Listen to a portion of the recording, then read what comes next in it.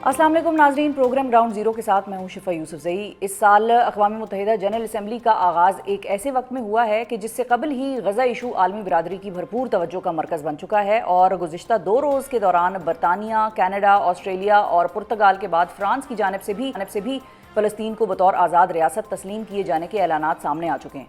बैनुल-अक़वामी media ज़राए ये दावा भी कर रहे हैं कि स्पेन, नॉर्वे और स्वीडन समेत दीगर यूरोपीय ममालिक भी फ़लस्तीन को आज़ाद रियासत तस्लीम करने का जल्द ऐलान कर सकते हैं, जबकि अमरीकी सदर डोनाल्ड ट्रंप इस इक़दाम की भरपूर मुखालफत कर रहे हैं और तर्जुमान वाइट हाउस के मुताबिक मगरबी ममालिक की तरफ से फ़लस्तीन को आज़ाद रियासत तस्लीम किए जाने के इक़दाम से सिर्फ हमास को ही फ़ायदा होगा। और इसी तनाजुर में आज डोनाल्ड ट्रंप की अरब और दीगर मुस्लिम ममालिक के सरबराहान के साथ एक अहम तरीन बैठक भी होने जा रही है, जिसमें मुस्लिम ममालिक की क़यादत को अमरीका की तरफ से गज़ा में जंग के बाद की जो गवर्नेंस है और अमन है उससे मुतल्लिक तजावीज़ पेश की जा रही हैं। अमरीकी मीडिया रिपोर्ट्स के मुताबिक अमरीका चाहता है कि अरब और मुस्लिम ममालिक गज़ा में फ़ौज भेजने पर आमादा हों ताकि इसराइल इनखला कर सके, और अमरीका की यही ख्वाहिश है कि अरब और मुस्लिम ममालिक फ़लस्तीन में इक़्तिदार की मुंतकिली के अमल और बहाली के कामों के लिए रुकूम दें। दूसरी जानिब आज़ाद फ़लस्तीन अथॉरिटी के सरबराह महमूद अब्बास ने हमास से फ़ौरी तौर पर हथियार डालने की अपील कर दी है और साथ ही ये वाज़े भी कर दिया है कि हमास का सीज़ फायर के बाद गज़ा की तामीर नौ में कोई किरदार नहीं होगा।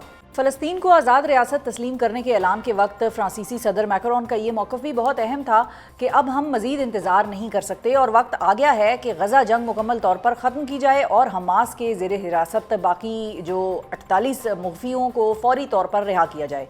इसके साथ साथ जनरल असम्बली से अपने खिताब में डोनाल्ड ट्रंप ने एक बार फिर ये दावा किया है कि उन्होंने पाक भारत समेत 7 जंगों को रुकवाने में बुनियादी किरदार अदा किया, जबकि उन्होंने ईरान और इसराइल के दरमियान जंग भी रुकवाई। डोनाल्ड ट्रंप के बकौल अमन की बहाली के लिए आलमी बिरादरी को किरदार अदा करना होगा।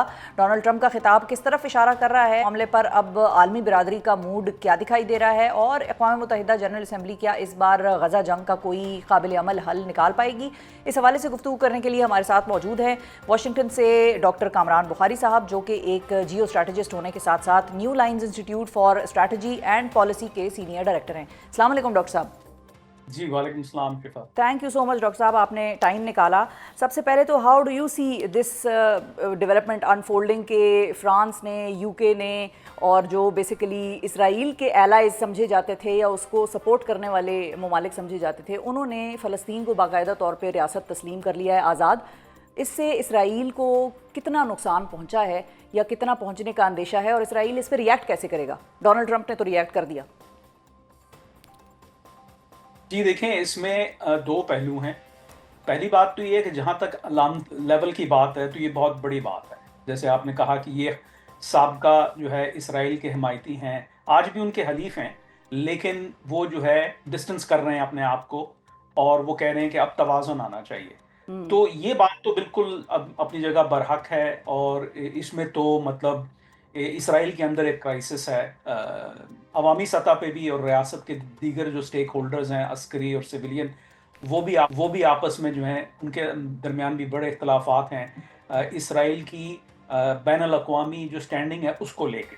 तो वो तो अपनी जगह बात दुरुस्त है, लेकिन देखें इससे हम फ़लस्तीनी रियासत के करीब नहीं पहुंच रहे। उसकी वजह ये कि जब रियासतें माजिज़ वजूद में आती हैं, तारीख अगर आप उठा के देखें तो वो जो है उसकी कोई क़यादत करता है, उसकी कोई वैन पाकिस्तान कई मार्ज़ वजूद में आया कायद आज़म मोहम्मद अली जिन्ना की क़यादत में Pakistan all India Muslim league जो बाद में पाकिस्तान मुस्लिम लीग बनी। I am giving you an example.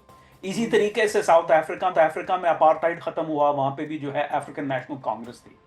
जहाँ तक फ़लस्तीनियों का इशू है वो आपस में बटे हुए हैं और जो उनकी एक मेन स्ट्रीम क़यादत है जिसको फ़लस्तीनी अथॉरिटी भी कहा जाता है, जिसकी जो सरबराही है वो फ़तह जमात कर रही है सदर महमूद अब्बास की, वो खासी गैर मकबूल है और हमास का तो मतलब बेसिकली हशर सब के सामने ही है और वो काबिल कबूल भी नहीं है।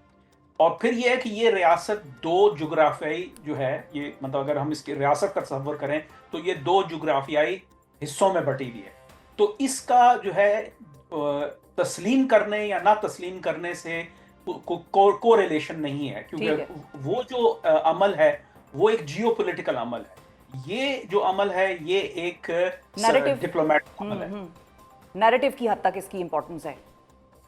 जी, ٹھیک ہے. اچھا ڈاکٹر صاحب یہ بھی بتائیے کہ جب ہم بات کرتے ہیں پاکستان کی بھی ہم نے ایک بڑی کلیئر پوزیشن فلسطین کے حوالے سے تو ہمیشہ دیکھی ہے، لیکن اب مختلف لوگوں کی مختلف آراء بھی پائی جاتی ہیں، اور کچھ لوگوں کا اب عرب ممالک کی اگر ہم بات کریں تو ان میں سے کچھ ایسے ممالک بھی ہیں کہ جو باقاعدہ طور پہ اسرائیل کے ساتھ ڈپلومیٹک ریلیشنز رکھتے ہیں، اور انہوں نے آلدو اس سارے تنازع میں خود کو اسرائیل سے تھوڑا بہت ذرا ڈسٹینس کر لیا، تھوڑا اسلامک سمٹ میں اس کے خلاف بڑے سخت بیانات بھی دے دیے اور اس قسم کا معاملہ کیا، لیکن مسلم ممالک میں اس حوالے سے کیا ہوتا آپ دیکھ رہے ہیں آنے والے وقتوں میں؟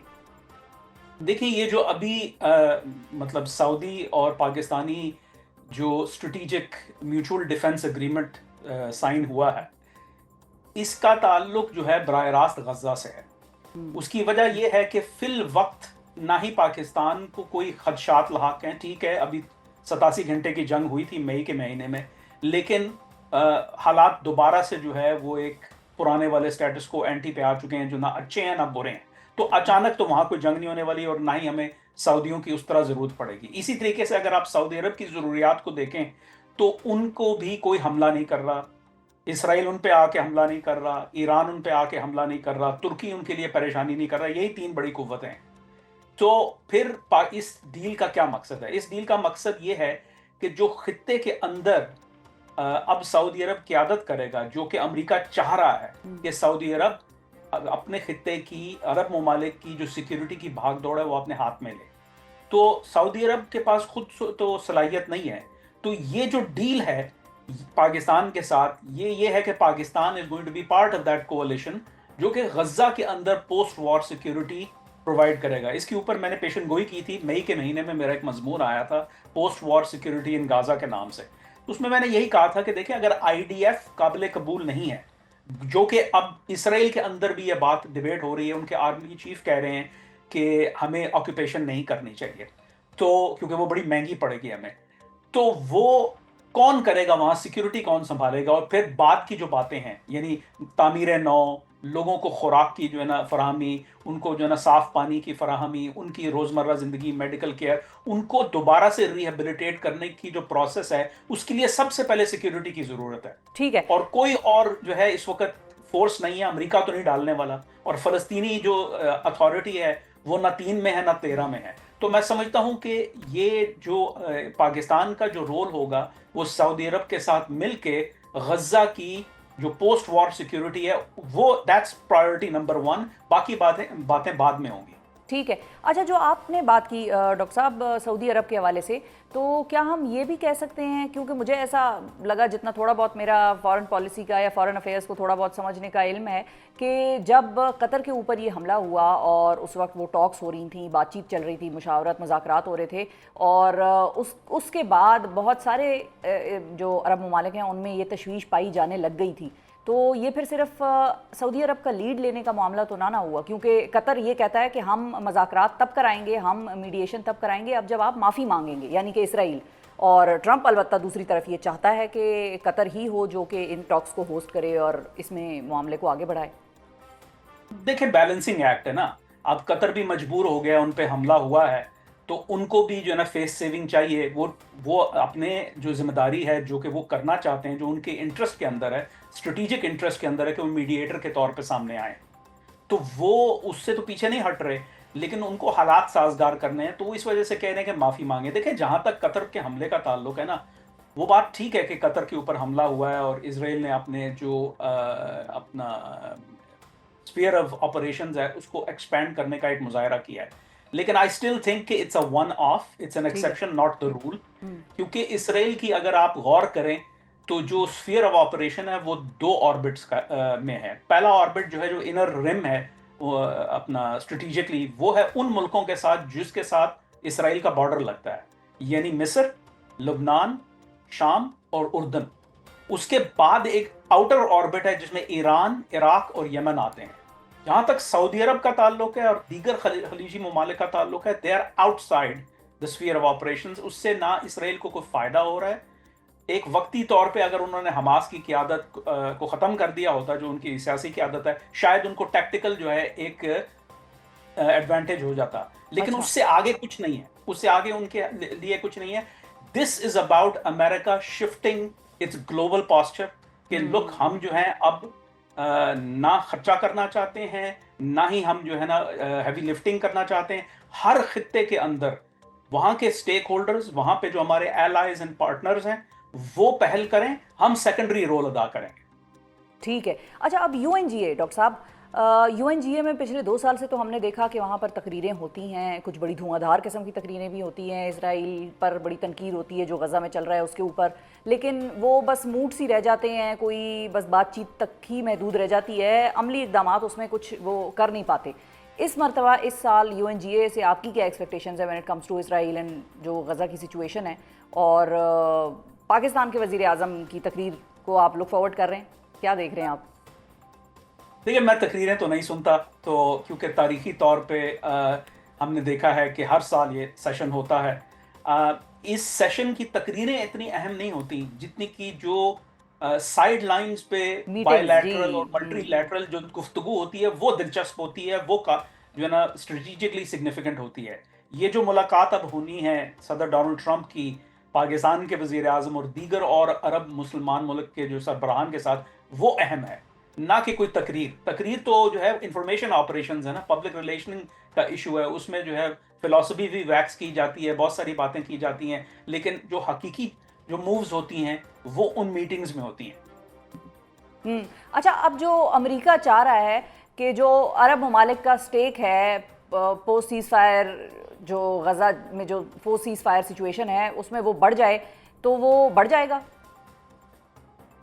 دیکھیں، بڑھے گا تو صحیح پہلے سے زیادہ، لیکن ڈیپینڈ کرتا ہے کہ ہم مطلب اگر ہم کہہ رہے ہیں کتنا بڑھے گا تو پھر ایوری تھنگ از ریلیٹیو نا. جیسے میں نے پہلے عرض بالکل کیا بالکل. کہ یہ اگر یہ جو ڈیل ہے پاکستان کے ساتھ، اسٹریٹجک میوچول ڈیفنس اگریمنٹ جو سائن ہوا ہے سعودی عرب کا پاکستان کے ساتھ، تو یہ کیوں کیا انہوں نے؟ اگر ان کے پاس خود سے صلاحیت ہوتی، ان کو پاکستان کی ضرورت ہے. پاکستان جو ہے وہ کیش اسٹریپڈ ہے، سعودی عرب کیش فلش ہے. پاکستان ملٹری طور پہ زیادہ مضبوط ہے، بہت زیادہ مضبوط ہے سعودی عرب کے مقابلے میں. ان کے پاس ہارڈ ویئر کی کمی نہیں ہے لیکن ہیومن ویئر کی کمی ہے. انہوں نے کبھی جو ہے ملٹی ڈویژنل فورسز اس طرح ڈپلوائے نہیں کی. ان کی جنگی جو ایکسپیرینس ہے وہ یمن کی جنگ ہے جس میں ان کو خاصی پسپائی کا سامنا ہوا تھا، کیونکہ ان کی پہلی جنگ تھی قدرتی جو ہے نا، یہی نتیجہ یہی ہونا تھا قدرتی طور پہ. تو دیکھیں ان کی امریکہ کی جو اسٹریٹجی ہے وہ یہ ہے کہ ترکی، سعودی عرب اور اسرائیل، یہ 3 بڑے ایکٹرز ہیں مشرق وسطیٰ کے اندر. ان کا ایک بیلنس آف پاور ہونا چاہیے. اسی وجہ سے یہ جو ابراہیم اکارڈ ہے، اس کا مطلب یہ نہیں ہے کہ بس آپ جو ہے خوشی راضی جو ہے وہ پڑوسیوں کی طرح رہنا شروع کر دیں. اس کا مطلب یہ ہے کہ آپ کا ایک فریم ورک ہو. دیکھیں، اب آپ مجھے یہ بتائیں، اگر غزہ کے اندر یہ عرب مسلم فورس، کولیشن فورس جو بنے گی، وہ اگر جا کے تو سیکیورٹی کا چارج سنبھالتی ہے غزہ میں، تو کیا اسرائیل کے ساتھ ڈیل نہیں کریں گے؟ کریں گے نا. پاکستانی بھی کریں گے، سعودی بھی کریں گے، باقی دیگر لوگ بھی کریں گے. ترکی آلریڈی کر رہا ہے کیونکہ ان کے ڈپلومیٹک ریلیشنز ہیں. یو اے ای آلریڈی کر رہا ہے، ان کے ڈپلومیٹک ریلیشنز ہیں. سعودی عرب کے ڈپلومیٹک ریلیشنز نہیں ہیں لیکن ویسے ان کی بات چیت جو ہے بہت نارملائزڈ ہے بیہائنڈ دا سینز. تو یہ جو چیز ہے، دیکھیں اسرائیل ایک حقیقت ہے جس کے ساتھ ان سب ملکوں کو ڈیل کرنا whether they like it or not، کیونکہ جو ہے خطے کی سیکیورٹی ان تمام ملکوں کی جو ہے جو نیشنل انٹرسٹ ہیں، ان کا دار و مدار جو ہے کسی نہ کسی ڈیل پر ہے. ٹھیک ہے، بالکل ٹھیک ہے. اور فائنلی ڈاکٹر صاحب یہ بتائیے کہ 26-27 ستمبر کو جب لیڈنگ جو ورلڈ لیڈرز ہیں وہ خطاب کر چکے ہوں گے، تو آپ کو کیا لگتا ہے یو این کسی قسم کی کوئی ریزولوشن لا سکتا ہے، لائے گا، یا آپ کو لگتا ہے کہ وہ جو اسٹیٹس کوو ہے وہ پریویل کرے گا ویسے کا ویسا ہی جیسا کہ ابھی تک چل رہا تھا؟ آئی تھنک کہ اسٹیٹس کو پریویل کرے گا. دیکھیں جہاں تک یہ کیونکہ الٹیمیٹلی دیکھیں یو این جو ہے اس کی ایک جنرل اسمبلی ہے، وہ عکاسی کرتی ہے جو دنیا کی جو وہ پبلک اوپینین ہے اس کی عکاسی کرتی ہے. لیکن اصل طاقت کا سرچشمہ جو ہے اگر کوئی ہے یو این کے اندر تو اس کی سیکیورٹی کاؤنسل ہے، جہاں اس کے 5 پرماننٹ ممبران ہیں اور 10 نان پرماننٹ ممبرز ہیں. تو ان کے 5 پرماننٹ ممبران کی آپس میں نہیں بنتی، تو پھر وہ جو ہے وہ کیا ایک مشترکہ جو ہے وہ اس کی کیا حیثیت ہوگی اس مشترکہ بیان کی اگر آ بھی جاتا ہے تو. بہت شکریہ ادا کریں گے ڈاکٹر کامران بخاری. ناظرین ہمارے ساتھ موجود تھے، اور جو پوسٹ سیز فائر غزہ کا معاملہ تھا وہ انہوں نے ایکسپلین کیا کہ اس میں بڑی حد تک جو ہے وہ اور یو این کی تقریروں کے بعد بھی بڑی حد تک اسٹیٹس کو جو ہے وہ پریویل کرے گا. اور کوئی بہت زیادہ تبدیلیاں شاید اس طریقے سے غزہ کی سچویشن میں، فلسطین کی سچویشن میں نہ دیکھنے کو ملیں، اور جو ممالک فلسطین کو تسلیم کر رہے ہیں اس کے حوالے سے بھی ڈاکٹر صاحب کا یہی خیال تھا کہ یہ ایک نیریٹو کے حوالے سے تو ایک بڑی اہم موو ہو سکتی ہے ان ممالک کی طرف سے، لیکن اس کا عملی طور پر ایک فلسطینی ریاست کو جنم لینے کے لیے ایک وینگ گارڈ چاہیے ہوگا، اور اس کے اوپر ابھی خاصی ڈیبیٹ جو ہے وہ ہونی باقی ہے۔ سو اب دیکھتے ہیں کہ آنے والے وقتوں میں یو این جی اے میں کس قسم کی تقریریں ہوتی ہیں۔ ڈاکٹر صاحب نے یو این جی اے کی تقریروں کے حوالے سے انہوں نے کہا کہ میں وہ تقریریں نہیں سنتا اور اس کے اوپر بہت زیادہ ریلائی بھی نہیں کرتا۔ اس کے بعد کا جو سینیریو بنتا ہے اور اس کے ساتھ جو سائیڈ لائنز پر ملاقاتیں ہوتی ہیں وہ میٹنگز اہم ہوتی ہیں آگے پالیسی ڈیسیجنز کو پڑھنے، سمجھنے اور دیکھنے کے لیے۔ پروگرام میں بات ہوگی پی ٹی آئی کی اور اس کے بانی چیئرمین عمران خان کی، جن کے حوالے سے اب قانونی فرنٹ ایک بار پھر گرم ہوتا دکھائی دے رہا ہے۔ آج مسلسل دوسری بار جی ایچ کیو حملہ کیس کی عدالتی کارروائی کا عمران خان کے وکلاء کی جانب سے بائیکاٹ کیا گیا، جبکہ توشہ خانہ کیس 2 بھی اپنے اختتامی مراحل کی جانب تیزی سے گامزن ہے۔ میڈیا رپورٹس کے مطابق آج 9 مئی جی ایچ کیو حملہ کیس میں عمران خان کو واٹس ایپ لنک پر عدالت میں پیش کیا گیا، جہاں وکلاء صفائی نے بانی پی ٹی آئی سے بات کرنے کی اجازت طلب کی، جس پر عدالت نے وکلاء صفائی کی عمران خان سے بات کرائی، لیکن آواز میں خلل اور بانی پی ٹی آئی کا چہرہ واضح نظر نہ آنے کی شکایت پر وکلاء صفائی نے کارروائی کا بائیکاٹ کر دیا اور عمران خان کے دونوں وکلاء عدالت سے باہر چلے گئے۔ عمران خان کے وکلاء کے بائیکاٹ کے بعد آج عدالت نے پروسیکیوشن کے 8 گواہوں کے بیانات بھی قلم بند کر لیے ہیں اور اگلی سماعت پر مزید گواہوں کو طلب کر لیا گیا ہے۔ اس کے ساتھ ساتھ اگلے 2 روز بھی عدالتی لحاظ سے عمران خان کے لیے بہت اہم ہیں، کیونکہ کل یعنی 24 ستمبر کو توشہ خانہ کیس 2 میں پروسیکیوشن کے آخری 2 گواہوں پر عمران خان کے وکلاء کی جانب سے جرا کی جائے گی، جبکہ اگلے روز 25 ستمبر کو 190 ملین پاؤنڈ کیس کی سزا معطلی کے لیے دائر کی جانے والی اپیلوں کی سماعت ہونے جا رہی ہے۔ اس کے ساتھ ساتھ گزشتہ روز آئینی بینچ کے سربراہ جسٹس امین الدین خان اور دیگر ججز کی جانب سے ملٹری کورٹ کے سزا یافتہ مجرموں کو اپیل کا حق دینے کے لیے 45 دن میں قانون سازی کا حکم دے دیا گیا۔ عمران خان اور پی ٹی آئی کے لیے دن قانونی لحاظ سے کتنے چیلنجنگ ثابت ہوں گے اور پی ٹی آئی ان چیلنجنگ ڈیز کو ہینڈل کیسے کرے گی، اس حوالے سے گفتگو کرنے کے لیے ہمارے ساتھ موجود ہیں پی ٹی آئی کی کور کمیٹی کے رکن اور ماہر قانون بیرسٹر ابوذر سلمان نیازی۔ السلام علیکم بیرسٹر صاحب۔ وعلیکم السلام۔ تھینک یو جی، بہت شکریہ۔ سب سے پہلے تو ابوذر صاحب یہ بتائیے کہ ویڈیو لنک کی کارروائی، ویڈیو لنک پر کسی ملزم کو شامل تفتیش کرنا، اس کو پروسیڈنگز میں شامل کرنا، یہ تو ہم نے سنا تھا، لیکن کیا اس ویڈیو لنک میں ہر قسم کا لنک آتا ہے جو آن لائن ہو، واٹس ایپ ہو، زوم ہو، اسکائپ ہو، یا یہ باقاعدہ ویڈیو لنک کا مطلب ہے کہ اس کی شکل واضح طور پر نظر آئے، آواز میں کوئی خلل نہ ہو، اس کو ہر چیز سنائی دے اور اس کی بات ہمیں سنائی دے؟ کہتے کیا ہیں رولز؟ دیکھیں، آپ خود بھی میرے خیال سے لا کرنے کے بعد کافی اچھی وکیل بن گئی ہیں۔ جواب آپ نے آدھا تو خود ہی دے دیا۔ ویسے میں بتا دوں، مال سب سے پہلے پاکستان کی عدالتوں میں آیا جب میشا شفیع کا کیس تھا، آپ کو یاد ہوگا، علی ظفر اور میشا شفیع کا کیس۔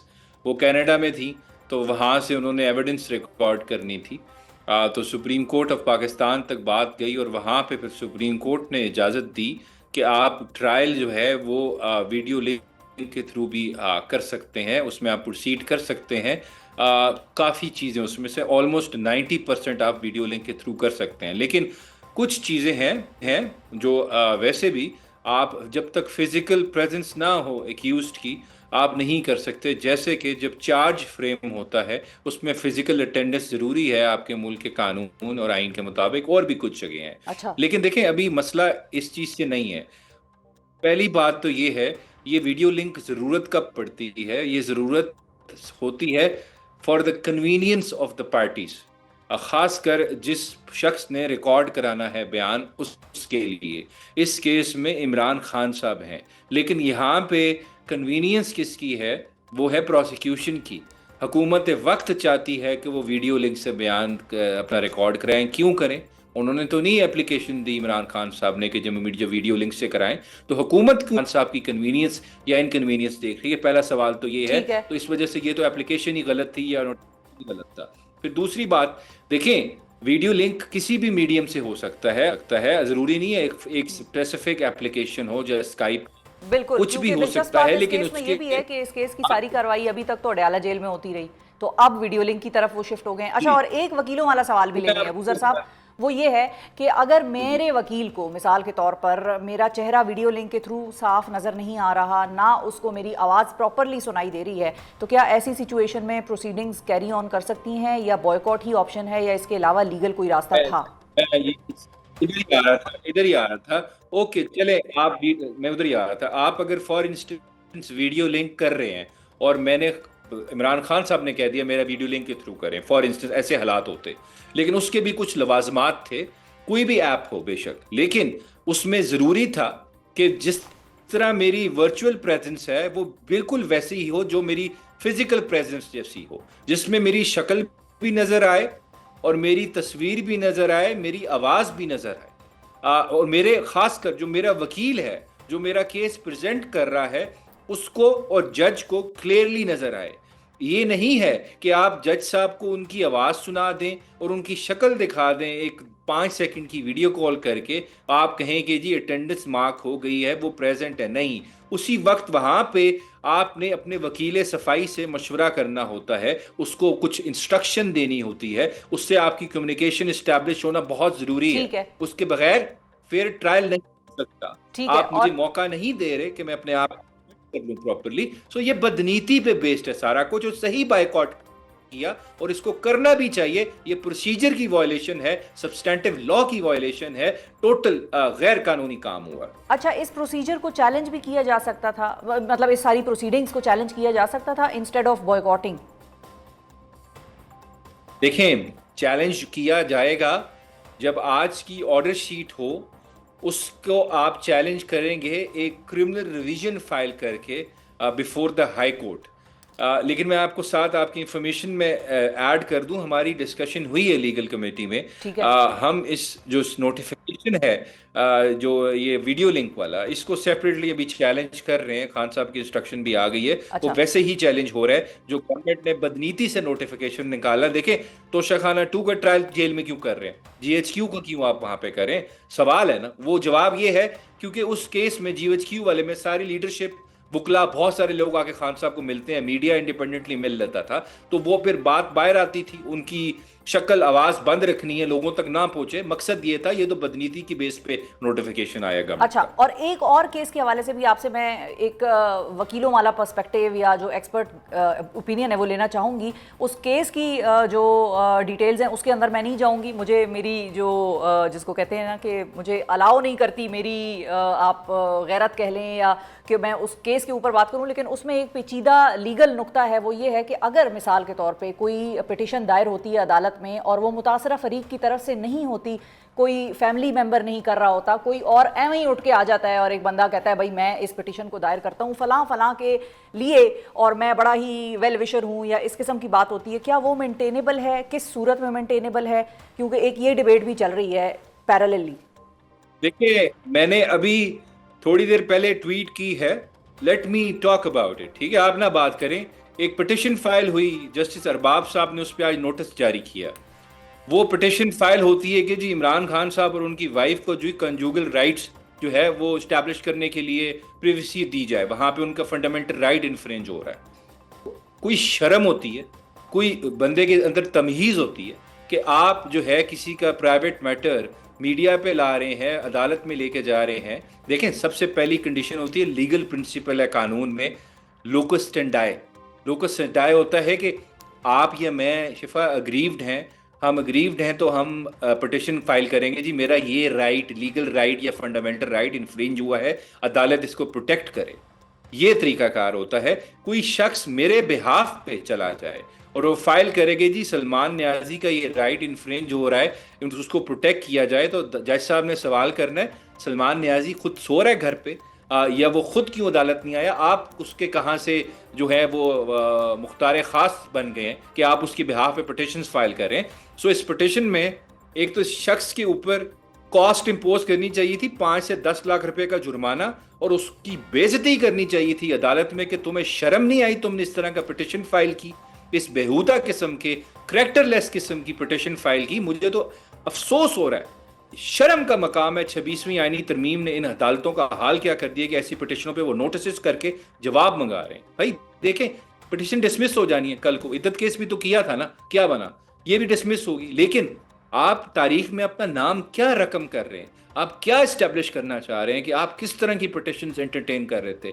जुडिशरी को देख के बहुत अफसोस हो रहा है। पहले भी बड़े फैसले अफसोसनाक आ रहे हैं, लेकिन اس لیول پہ ہمارا جو جسٹس سسٹم وہ گر جائے گا، یہ میں اپنے وائلڈسٹ آف ڈریمز میں بھی امیجن نہیں کر سکتا تھا جو حال ہو چکا ہے جوڈیشری کا۔ اچھا، اب چونکہ آپ نے جوڈیشری کی بات کی ہے ابو ذر صاحب، 25 تاریخ کو ایک سسپینشن کا سارا سلسلہ لگا ہوا ہے عمران خان صاحب کا، جو 190 ملین پاؤنڈ کیس ہے اس کے سزا کی سسپینشن کا۔ سو میں آپ سے یہ جاننا چاہ رہی ہوں کہ، اور دوسری طرف پیرالل ہی چل رہا ہے توشہ خانہ کیس 2 بھی، آپ کو کیا لگتا ہے اس میں ضمانت پہلے ہوگی یا اس توشہ خانہ میں سزا پہلے دیں گے؟ دیکھیں، جس طرح ایک ریاست کی مشینری جس کے اندر عدلیہ بھی انکلوڈڈ ہے استعمال ہو رہی ہے، جس طرح وہ کہتے ہیں نا کیوروگرافٹ ہوتی ہے خان صاحب کی سزائیں، وہ کس طرح یہ پیٹرن چل رہا ہے پیچھے۔ ایک چیز میں سزا جب ہوتی ہے اس سے 2 دن پہلے دوسرے میں خان صاحب کو، یا اس سے 2 دن بعد اس میں ان کو چھوڑ دیا جاتا ہے، یا تو ان کی بیل الاؤ ہو جاتی ہے یا ان کی کنوکشن اوور ٹرن ہو جاتی ہے، لیکن اس سے 2 دن پہلے ان کا اریسٹ افیکچویٹ ہو چکا ہوتا ہے کسی اور کیس میں، یا ان کو کسی اور کیس میں 2 دن پہلے سزا ہو چکی ہے۔ پچھلا میں پیٹرن تو دیکھوں تو یہی لگتا ہے مجھے کہ توشہ خانہ پہلے سزا آئے گی، اس کے بعد القادر کا کیس ہائی کورٹ اڑائے گا، اور اڑانا بھی چاہیے، لیکن جسٹس 9 مہینے ہو گئے ہیں، القادر کیس کی سسپینشن نہیں لگی سنٹینس کی۔ یہی بابر ستار صاحب فیصلہ دیتے ہیں کہ G D G P T A جو ہیں وہ ان کی لیگل اپوائنٹمنٹ ان کو ہٹایا جائے، 1 دن میں ان کی اپیل لگتی ہے، آرڈر سسپینڈ کر دیتی ہے ہائی کورٹ کی ڈی بی۔ ایک سائیڈ پہ سکیلز آف جسٹس اتنا سوئفٹلی پروسیڈ کر رہے ہیں عمران خان صاحب کے لیے، پاکستان ریلوے کی سپیڈ سے چل رہے ہیں، اور ان لوگوں کے لیے لنڈن کی جو انڈر گراؤنڈ ٹیوب ہے اس کی سپیڈ سے چل رہی ہے۔ مجھے تو یہ نظر آتا ہے، عوام کو یہ نظر آتا ہے، اور میں کیا بات کروں اس پہ۔ ٹھیک ہے، اچھا، اور فائنلی یہ بھی بتائیے ابو ذر صاحب کہ چونکہ آپ حسان نیازی کا ملٹری کورٹس کا جو ٹرائل تھا اور اس کے بعد جو ساری اب ان کی ایک اپیل کی صورتحال ہے وہ بھی آپ دیکھ رہے ہیں، اور کل جسٹس امین الدین خان صاحب کا ایک فیصلہ بھی ہمارے سامنے آیا کہ جس میں وہ یہ کہہ رہے ہیں کہ 45 دنوں میں جو ملٹری ٹرائل والے جو ملزمان ہیں ان کے حوالے سے جو ہماری پارلیمنٹ ہے وہ قانون سازی کرے۔ اس قانون سازی کا جو بینیفٹ ہے وہ کیا ان ملٹری کورٹس کے جو فیصلے ہیں یا جو ملزمان ہیں ان کے حق میں آ سکتا ہے کوئی ایسا بینیفٹ؟ دیکھیں، سب سے پہلی بات تو جو امین الدین صاحب کا فیصلہ کل آیا ہے دیٹ از ڈیٹیلڈ ججمنٹ۔ اصل ججمنٹ جو تھی، شارٹ آرڈر جو تھا وہ تو آ چکا، اسی میں انہوں نے ڈائریکشن دی تھی 4 مہینے پہلے، ہاں جی، آپ 45 ڈیز میں کریں، سو وہ 45 ڈیز اس دن سے کاؤنٹ ہوں گے، لیکن سپریم کورٹ کو جی لیپس کر گئے، تو حکومت وقت جو ہے وہ پچھلے تقریباً 2.5 مہینے سے 3 مہینے سے ان کنٹیمپٹ آف کورٹ چل رہی ہے، جس میں پرائم منسٹر مینلی رسپانسبل ہے، انہوں نے توہین عدالت کی اور ان کے کیبنٹ نے، لیکن سپریم کورٹ ظاہری بات ہے constitutional bench is creation of the government of the day, تو اسی وجہ سے وہ ان کو کیا 26واں آئینی ترمیم کے بعد ان کے پر کٹ گئے، ان کو کیا پوچھیں گے، ان کو کیا کنٹیمپٹ وہ ایشو کریں گے؟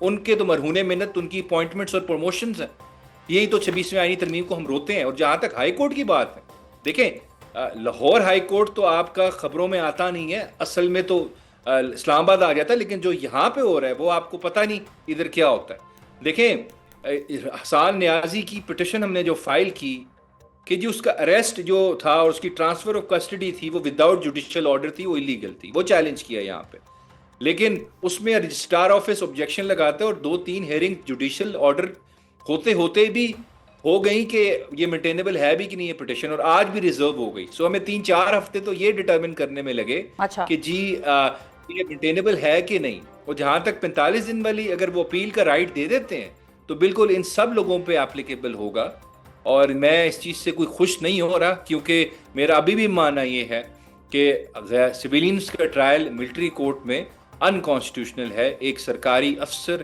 جج کا رول ایزیوم نہیں کر سکتا، یہ سیپریشن آف پاور کی ان وائلیشن ہے، ٹرائیکاٹمی آف پاور پرنسپل کی وائلیشن ہے، وہ کبھی نہیں کر سکتا، اور یہ غلط ہے۔ ایک آخری بات شفا کرنے دیں، میں لاہور ہائی کورٹ کی بات کر رہا تھا، ہمارا ایک ورکر تھا، آپ کو پتا ہوگا، قاسم کھوکر جی، وہ گجرانوالہ میں اس کو سزا ہوتی ہے، یہاں پہ ہو رہا کیا تماشا لاہور ہائی کورٹ میں 1.5 سال تک اس کی سنٹینس سسپینشن کی درخواست نہیں سنی گئی اور نہ اس کی اپیل سنی گئی، ساتھ اس کے 50 لوگ اور بھی ہیں، وہ جیل میں شخص جو ہے ان کنڈیشنز کے اندر وہ فوت ہو گیا، اور اس کی جب ڈیڈ باڈی جو تھی وہ اس کے لواحقین کو دی گئی ہاسپٹل سے، وہ ہتکڑیوں میں تھی۔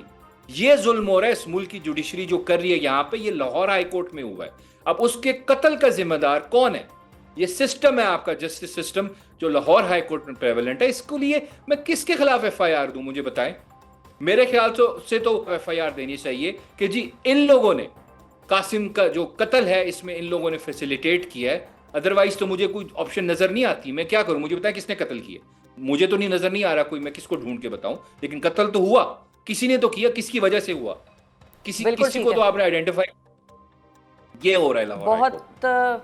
بہت شکریہ ادا کریں گے ابو ذر سلمان نیازی صاحب، ناظرین ہمارے ساتھ موجود تھے۔ بیرسٹر صاحب کے اس انکشاف کے بعد تو وی آر اسپیچلیس، کیا کہیں، کبھی کبھار الفاظ جو ہیں وہ ساتھ نہیں دے رہے ہوتے، لیکن وی وش ہوپ اینڈ پرے کہ ہمارا جوڈیشل سسٹم انصاف کے نام پر جو بنا تھا وہ انصاف ہی کی فراہمی کرے لوگوں کو اور تکلیفوں سے نجات دے۔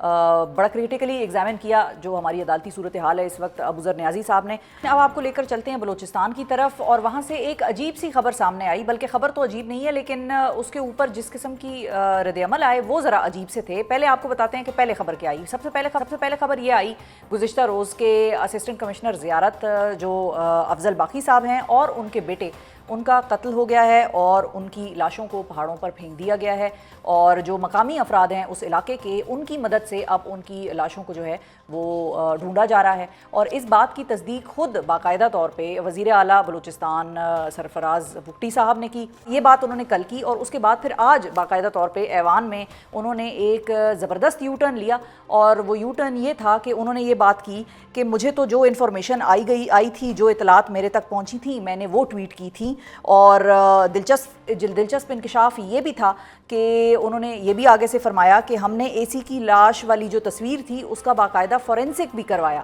سمجھ میں نہیں آیا کہ وہ کیا بات کرنا چاہ رہے ہیں، حقیقت کیا ہے۔ اسی حوالے سے بات کرنے کے لیے ہمیں جوائن کر رہے ہیں جیٹا سے وابستہ سینئر صحافی سلمان اشرف صاحب۔ السلام علیکم سلمان صاحب۔ وعلیکم السلام شفا۔ بہت شکریہ سلمان صاحب، آپ نے وقت نکالا۔ سب سے پہلے تو یہ بتائیے کہ یہ کیا ماجرا ہے کہ پہلے سرفراز بگٹی صاحب ایک بات کر رہے ہیں، پھر اور ایک دن کے فرق سے سرفراز بگٹی صاحب اپنے ہی بیان سے یو ٹرن لے کے بیک ٹریک کر رہے ہیں، کیا سچویشن ہے، ہوا کیا، کچھ بتا سکیں گے آپ؟